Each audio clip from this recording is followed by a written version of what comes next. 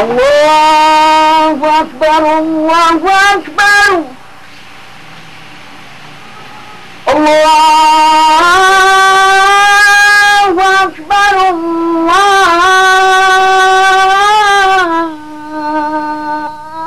Malayong-malayo ang kondisyon ng iskag sa komunidad na natagpuan ni Correspondent Aladin Baculodan sa Barangay Remedios, Lubao, Pampanga.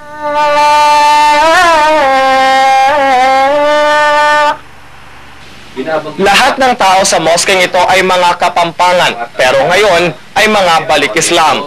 Sila ang patunay kung bakit ang relihiyong Islam ay tinuturing ngayong fastest growing religion sa buong mundo. Hindi naman kagandahan ng kanilang moske, walang pinagkaiba ang lalim ng pananampalataya sa Islam ng mga taga rito.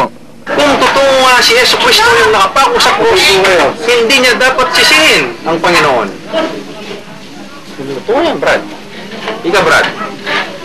Kung ang mission mo ay magpakamatay sa krus para tubusin ang kasalanan ng mga tao, sisisihin ba ang iyong Panginoon na pinabayaan kanya ng matay sa krus?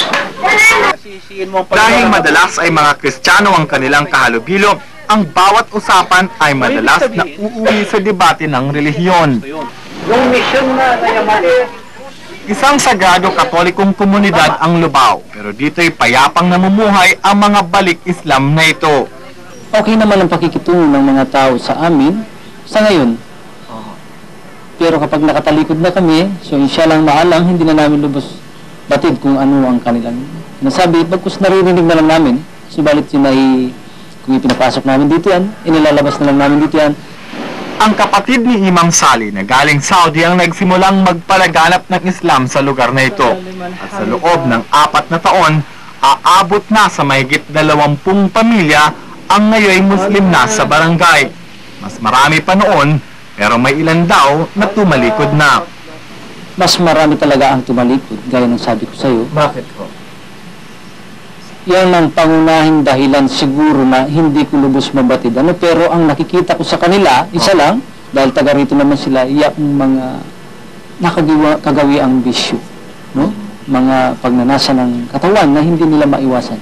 Pero hindi pa rin sila tumitigil sa paghahanap ng mga sasanib sa Islam.